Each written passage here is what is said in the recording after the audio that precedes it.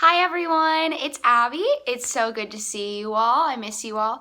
Good morning. Today we're going to talk a little bit about singing in our first Instagram Live. We'll have some other guest speakers in the future on different topics, but I'm going to talk about singing today. So, hi Emma Graham. Hi Maddie. First, I want to talk to you a little bit about my journey with singing so you understand where I'm coming from. I started dancing when I was 2 years old, and when I started theater, I was like 7, I think, and I didn't know anything about singing. I was completely self-taught just by listening to the radio in the car. That was it. And I started getting leads in the place where I started doing theater. And I had a lot of confidence problems with my singing because the people that were also playing leads, or my doubles, because it was double casted, were a lot older than me and had voice lessons and all this stuff.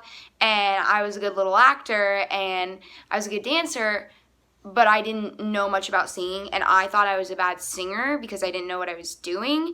And so that's like a confidence thing that I've struggled with pretty much all my life. I consider myself a dancer, actor, singer. And it's just now getting to the point in the past couple years where I can confidently say I'm a good singer. And part of that, most of that, is because of the voice teachers in my life who have been so influential in helping me get better and understand more about my voice. Because I think a lot of it comes from understanding anatomically what's going on. So that's the first thing we'll talk about. How do you sing? So there's several different parts of your body that are involved in it. First, you have your power system, which is your breath. And pretty much any theater person, singer person you ask about breathing will say, oh, well, you can't use your chest, don't move your shoulders when you breathe. You have to use your diaphragm. The thing is about diaphragm is your diaphragm is completely involuntary. You can't control it. Whether you're breathing with your chest or down lower, your diaphragm is still working. You can move your shoulders and breathe completely with your chest, which is incorrect, and your diaphragm's still involved. Your diaphragm sits underneath your rib cage. What you can control is your lower tummy muscles, so you want to put your hand right below your belly button and feel, when you take a breath, feel it feed out, and then when you start singing, it'll come back in towards your spine. That's what you can control, your lower tummy muscles, which are called your intercostals. So when you breathe, you want to put your hands on your lowest rib, like you're holding your hands on your hips, and breathe back where your thumbs are, or you can breathe directly into your stomach. The thing you don't want to do is you don't want your ribs to collapse as soon as you start singing. That's a big thing with a lot of people, including myself. I'll start singing and my ribs will immediately collapse. So the next part is the sound. That's your larynx, your voice box. It sits in here. For guys, it's really easy to find because they have the Adam's apple. For girls, it's not as hard, although usually when you start singing, if you put your hand here, you can feel it. If you're singing higher, it's generally going to go lower in your throat. If you're belting or singing your chest voice, it's going to be up more. If you're singing in your high classical head voice and you notice your larynx is up here, you need to focus on putting it down here more because that's not good for you. The last thing is the resonators, which filters the sound. They're up here. And generally, when you sing, you feel some sort of vibration up here. That's your resonators that make it sound all pretty. So the next part we're going to talk about breath is we're going to talk about breath a little more. So I mentioned the whole you need to breathe with your lower tummy muscles and don't let the rib cage collapse.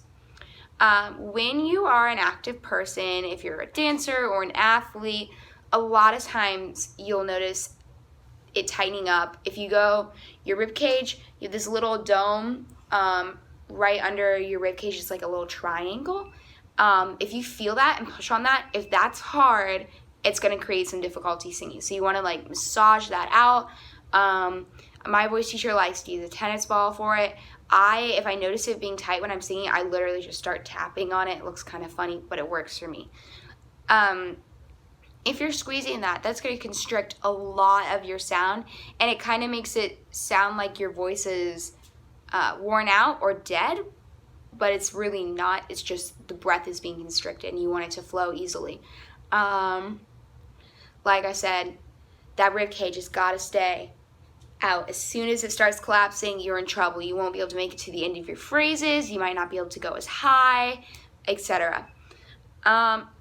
So let's talk about the different types of singing. You got your chest voice, which is the place where you speak at. So I'm speaking in my chest voice right now. And if you're going to sing, all you have to do to sing in your head voice is just add more air behind it, like that. It's really easy. Next you have your mixed voice, which is a mix of your chest voice and your head voice.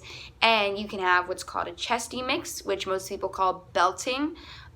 Belting now is considered a chesty mix. It used to be something different a long time ago. If you want to listen to a legit belter, look up Ethel Merman.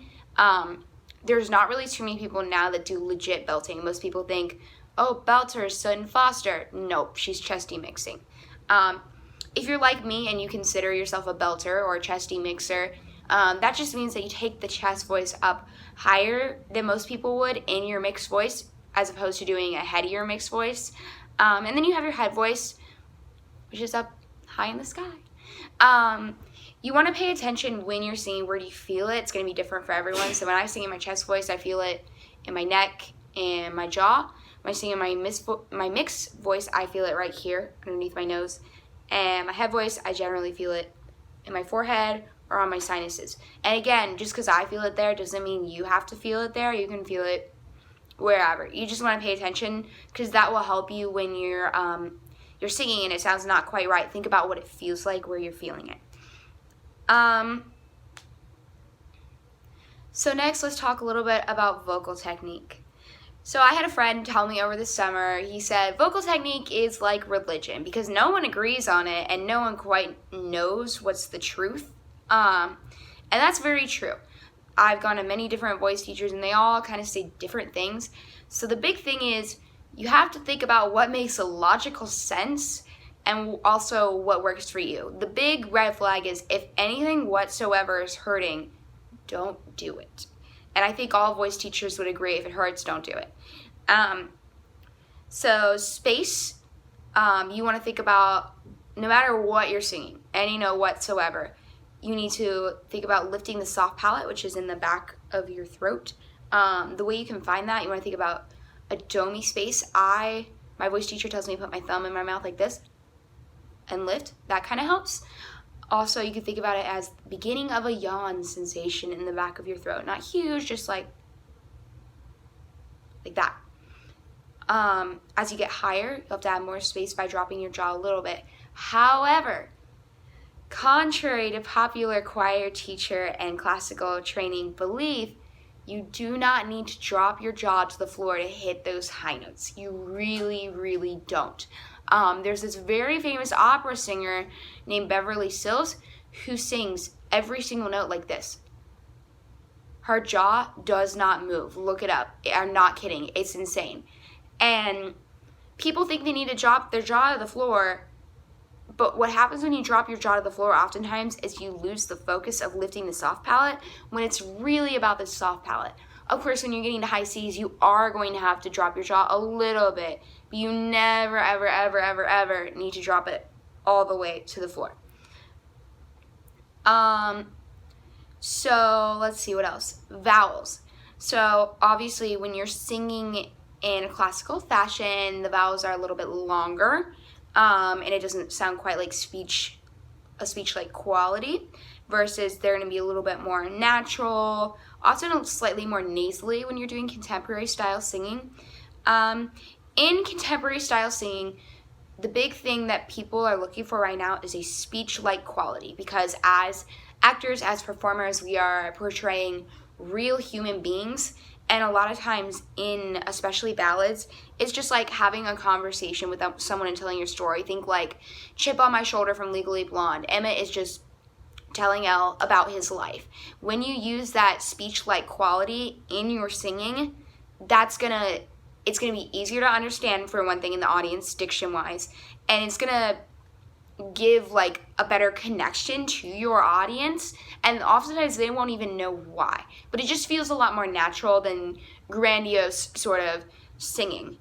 Another thing in contemporary is a lot of people, another falsehood people believe is that in order to belt high, again, you got to drop your jaw to the floor and force as much air through as possible, when that's not the case. And the way you know for sure that I'm not lying to you is try it yourself. So you can belt like a high E, a high F, and you can drop your jaw to the floor and just listen.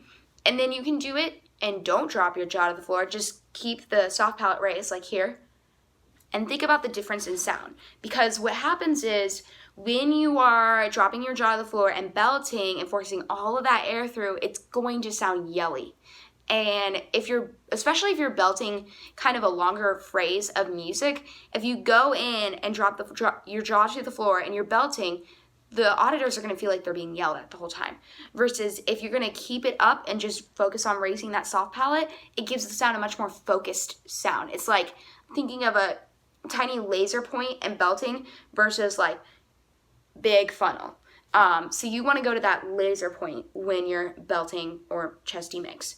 Now some voice teachers would disagree with me on that. I work with voice teachers who subscribe to that point of technique.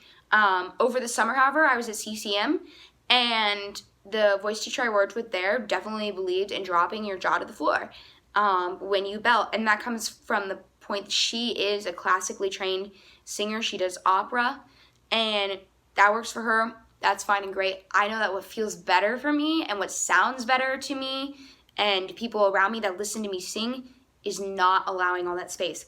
Because the other thing with allowing so much space in and pushing all of that breath through, it can be damaging. When you belt, your vocal cords are closer together and they're going to vibrate together faster. And when you allow all that air through, it just gets worse. And that's how you get notes, is when it's going together so fast and rubbing against each other. So you don't want to cause vocal health problems. So speaking of vocal health problems, we had a question from Rhiannon about how to keep your voice from wearing out. So I have some information from Erin Donahue. She works with the Blaine Block Institute with Wendy LeBourne. They're the best in the business, really, around Dayton and Cincinnati, even Columbus, Ohio.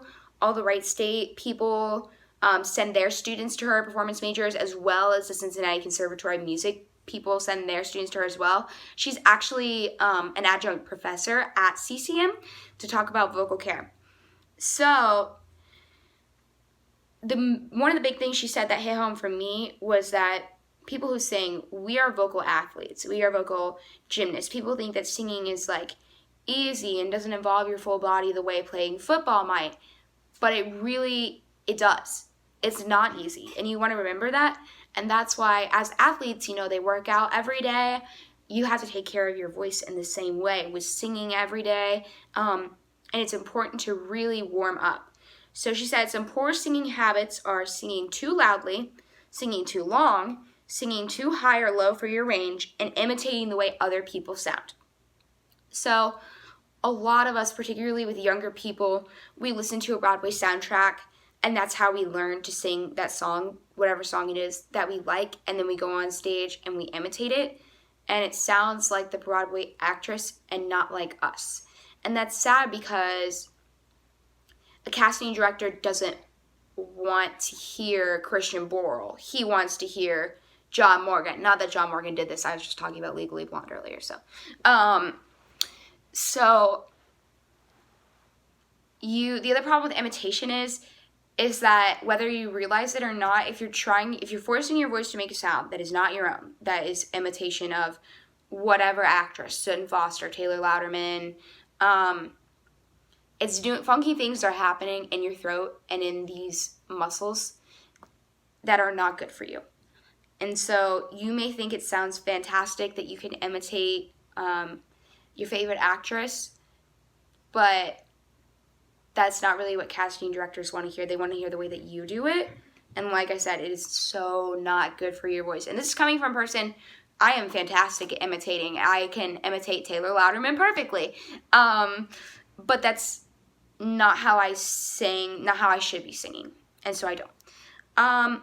Some good habits are to stay hydrated. So drink lots and lots of water. Tea is not water. Propel is not water. Coke is not water. Tea is actually very dehydrating, and people use tea a lot. They go out and use their voice at a party or whatever, and they have a show the next day, and they think, oh, I'll just use throat coat. Throat coat is great. It's very soothing. It's not going to fix your voice. It's not a magic tool. It's a Band-Aid that makes it feel better, but it's not going to completely make your voice come back, so you can't rely on it that way. Some other good habits: avoid taking drying medications. A lot of times when you have a sinus infection, you want to take a decongestant. Oftentimes those are very drying for your voice, and that can hurt you more than help you. Vocal rest. If you're not feeling well, if you're sick, you have strep throat, don't sing. Just take it easy for a while. Always warm up your voice and cool down your voice. I used to not be a big fan of vocal warm-ups. I thought they were boring. I thought I sounded the same whether I warmed up or not. Now I know that is very, very inaccurate, and warming up is so incredibly important. It's also important to warm up all facets of your voice, even if you're going into a show where you might only be using your head voice. But you need to also warm up your chest voice in order to have full range and fully wake up your voice. Cool down. After you're done doing a show or done with a voice lesson or done singing, and you get in your car to head home, maybe do some lip trills up and down, nice and easy, to tell your voice it's time to rest a little bit, because oftentimes if you're singing these big things in your voice, your vocal cords are working really hard and things get inflamed in the back of your throat from all that hard work. You want to calm it down a little bit. Limit yelling and shouting and maintain good techniques. So yelling and shouting, sometimes it's necessary in a show to yell. I had to yell in Into the Woods multiple times. And there are many people that would tell you there's no healthy way to scream or yell in a show. That's not true. You don't want to overextend it and yell and scream unnecessarily, but there is a way to scream and let it be healthy, and that is by projecting it forward and supporting it. So if you're screaming from your throat completely, that definitely won't be healthy, and that will hurt your voice. However, if you're going to support, take a nice tummy breath, keep your rib cage out, and focus the sound forward, you're going to be okay. My favorite story of this is right now in Mean Girls. Everyone knows I'm a fan of Mean Girls. Taylor Louderman plays the role of Regina George. I'm a huge fan of her.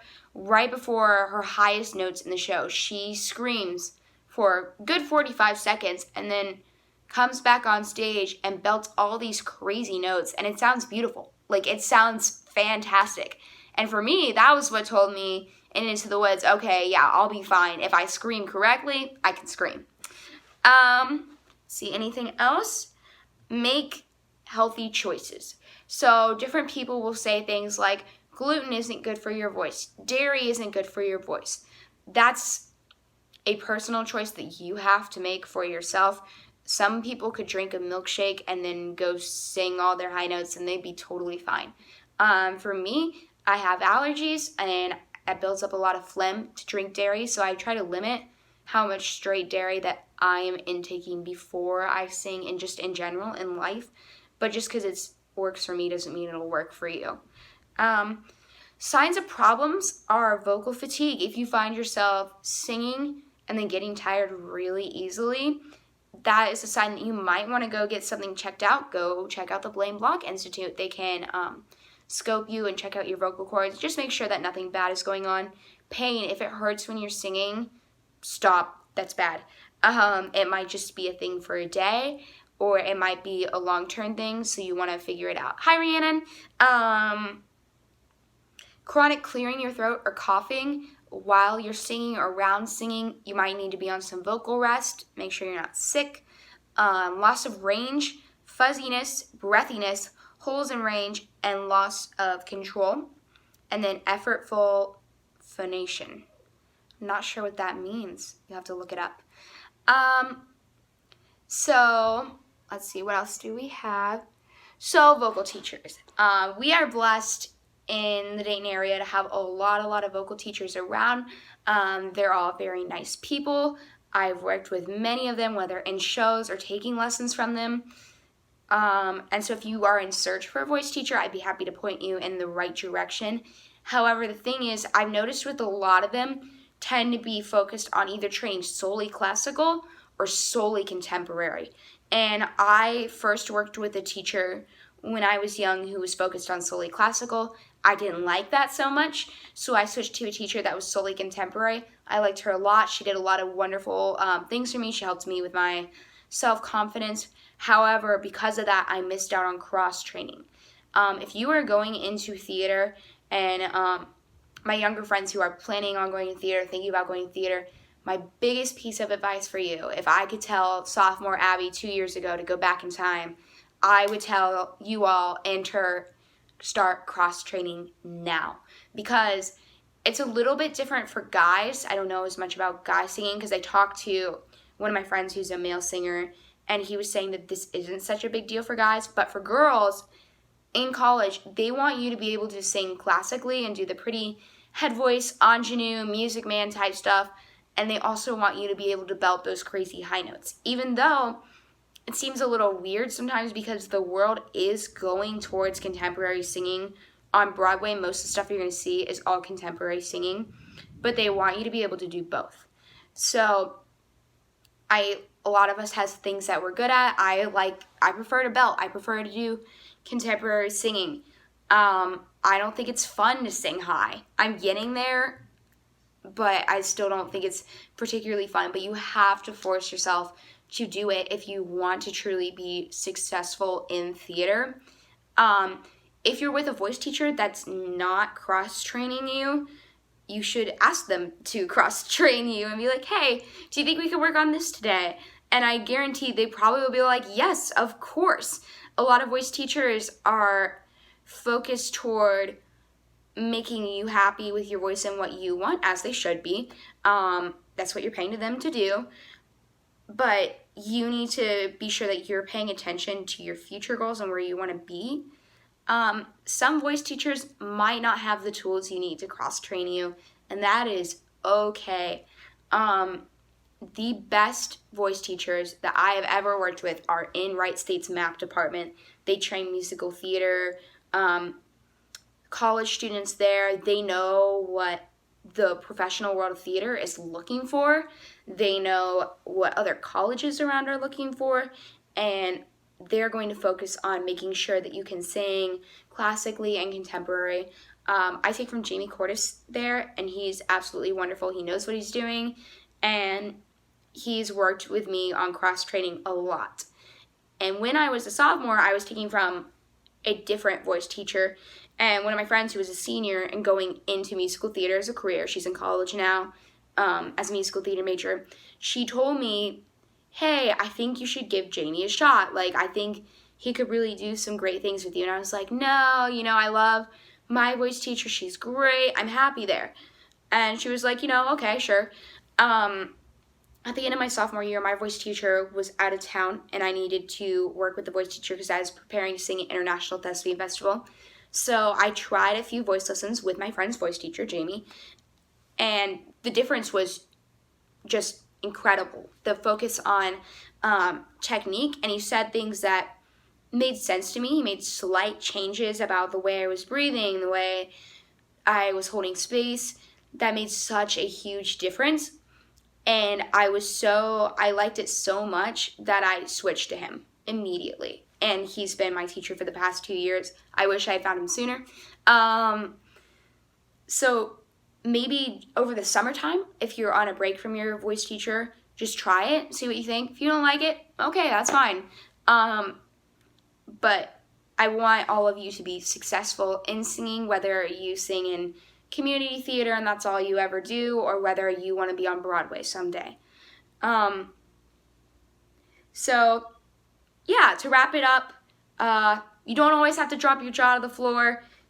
Keep that domey space inside your mouth. Do not imitate singers you hear on a Broadway soundtrack, no matter how easy and fun it might be. At the end of the day, it's not good for you. Find yourself a voice teacher who's going to cross-train you correctly. If you have any other questions, feel free to reach out. You can DM this account. You can text me. Ask me a question in school. I don't mind. Thanks so much for watching, everyone. Feel free to DM some other topics you'd be interested on us covering live. If it's not something that me or Regan know about, we'll find somebody else to cover it for you. Have a wonderful rest of your break, everyone. I'll see you in school. Bye.